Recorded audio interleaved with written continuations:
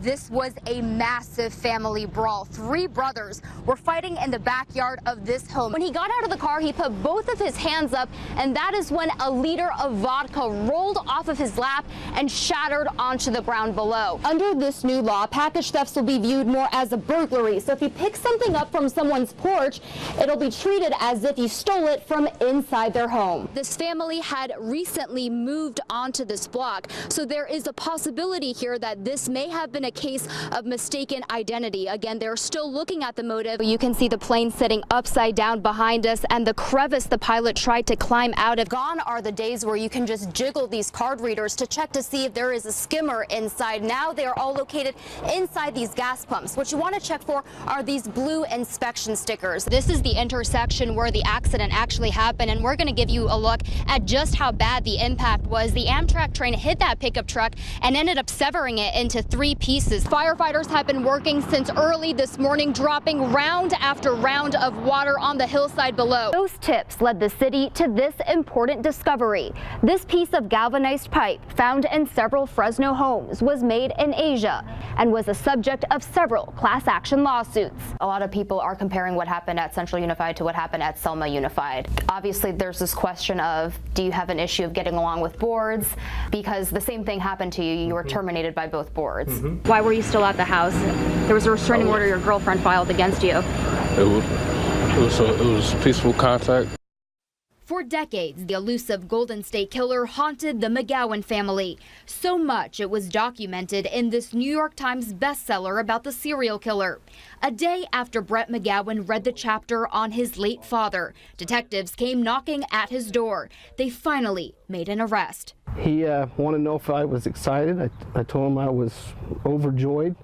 I did. I jumped and yelled, and I mean, it was a big ordeal for my dad and my family. Between 1974 to 1975, about 100 homes in Visalia were burglarized. Brett's father, Detective Bill McGowan, was assigned to the case. One night in December, after receiving a tip from neighbors, he staked out a home. I noticed he had a patch on his eye, and then he kind of explained, they'd been shot at last night, and it was kind of shocking to hear that happened to your father. Bill gave an interview to reporters later that day, explaining how he yelled for a shadowy figure to stop. That man fired back, and the bullet hit the detective's flashlight, ricocheting into his eye. I fell down. The impact knocked me back, and he continued to run, throwing some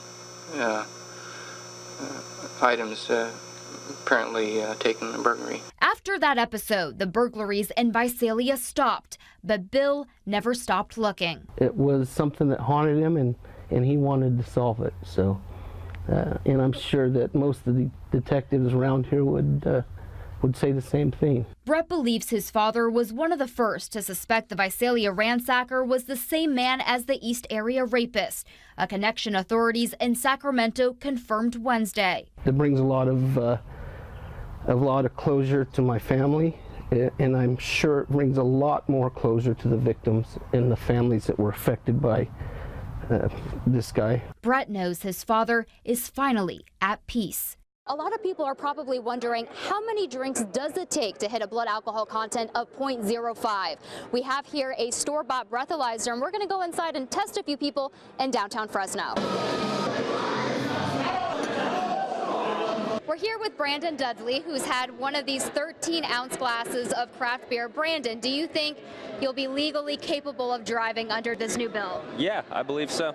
Well, we'll test it out. Yeah, I think it's a little higher than I thought. We tried the breathalyzer on 3 different customers. After 13 ounces, Brandon's BAC came in at 0.02.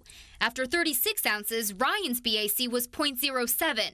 And after 48 ounces, James's BAC was 0.11. Our results are obviously not scientific, but DUI attorneys say it can take as little as 1 drink for some to reach the limit. That's why they think this new bill is going too far. It's such a small level that the variation between a stop and when they take your blood alcohol level could cause a person who wasn't driving when he was over 0.05 to get convicted. Lawmakers who support the proposal claim it will save 1,000 lives every year.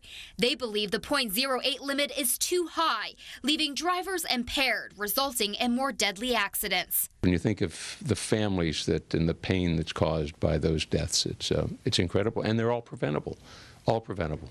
A lot of people we spoke to at this beer garden agree with the cause, especially because commercial drivers in California are already held to the .05 standard. If you're being responsible, I mean, it's understandable. Over 100 countries have adopted the lower limit along with the state of Utah. California will be the next to decide. For more than half a century inside this gray wooden house, Jean and Mildred Atkins lived and loved together. You all right? Yeah. Okay. Yeah, I'm fine, honey. When their bedroom caught fire Friday afternoon, the flames scorching a lifetime of possessions, their minds focused on the same thing. She didn't want to leave the house. She stated she wasn't going to leave without her husband. He didn't want to leave. He kept saying, I'm not leaving, wait for my wife, somebody get my wife. Karen and Joe, two school safety officers, were working down the street when they saw the thick plume of smoke.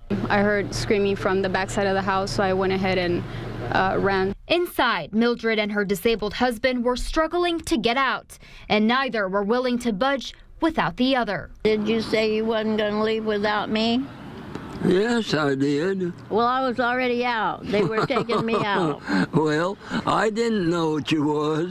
Karen and Joe, with the help of several others, coaxed and carried them to safety, not knowing they had just seconds to spare before more danger. We started having some of the electrical wires falling off the house, and they were live wires, so we just started yelling.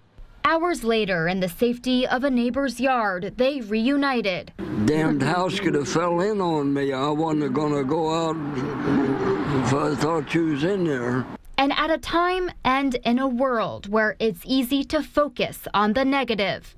They lost everything, but all they could talk about or worry about was each other. And, they're older, they're in their 90s, and it's like, I guess that's what true love is. A tale of love and heroism rose from these ashes.